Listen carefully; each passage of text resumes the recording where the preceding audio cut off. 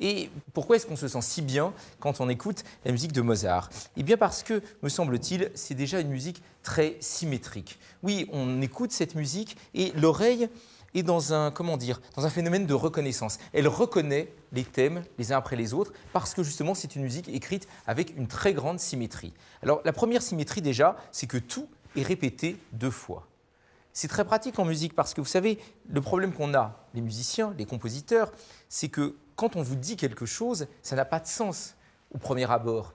Si je vous dis par exemple un mot de la langue française, je ne sais pas moi, tapis, vase, éléphant, gâteau au chocolat, tout de suite ça vous évoque quelque chose. En musique, quel que soit le motif rythmique, mélodique, harmonique employé, ça n'évoque absolument rien.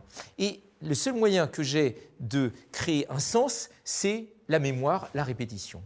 Je fais entendre un motif et au moment où je ferai entendre une seconde fois ce motif, eh bien, cela va établir un effet de mémoire avec la première fois et donc un effet de symétrie. Et on est bien parce qu'on a déjà entendu et qu'on aime beaucoup réécouter quelque chose qu'on a déjà entendu. Ce qui fait que très souvent, les thèmes de Mozart, comme les thèmes de la musique galante, sont en 2 parties, la seconde partie répétant en quelque sorte la première partie.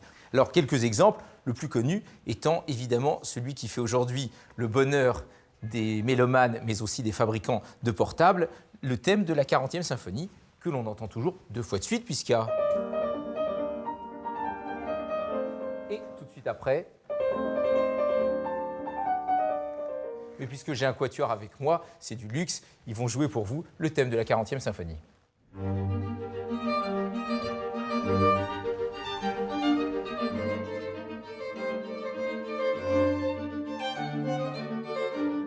La répétition d'une phrase peut aussi s'appliquer à une phrase plus courte. Là, la phrase est relativement longue. Tagadam, tagadam, tagadayam, tagadam, tagadam, tagadam. Mais dans la sonate facile en ut majeur, le premier mouvement fait entendre un thème de seulement 2 mesures.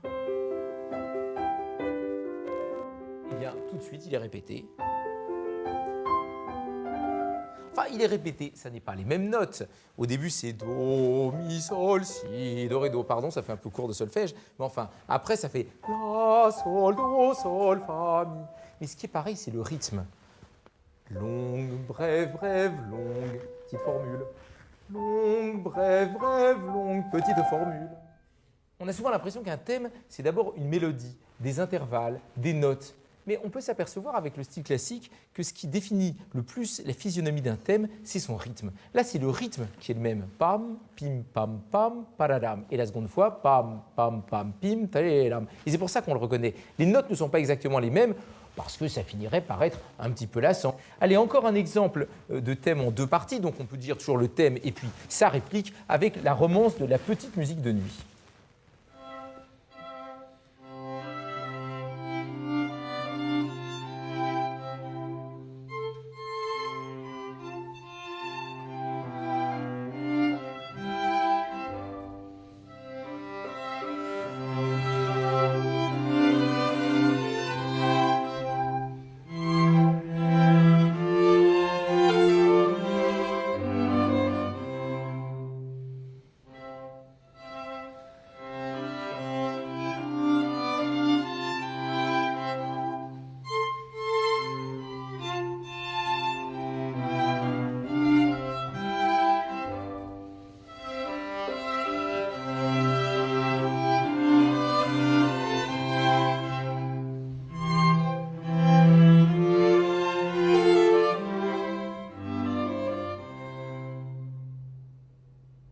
Mais alors pourquoi est-ce que la première fois on a l'impression que ça n'est pas terminé?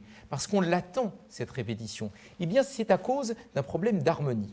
C'est que la première phrase ne se termine pas sur l'accord de tonique. Nous sommes en Do majeur, Do, Ré, Mi, Fa, Sol, La, Si, Do. Et l'accord qui caractérise Do majeur, c'est l'accord Do, Mi, Sol, Do. Tant qu'on n'est pas arrivé à cet accord, on n'a pas l'impression que c'est terminé. Voici pourquoi, quand nous terminons la première phrase et que nous faisons nous sommes sur un accord de Sol. Donc, on se rend bien compte que ça doit continuer. Et ça continue d'ailleurs. Mais à la fin de la réplique, là, nous terminons bien par un accord de Do majeur et nous sommes bien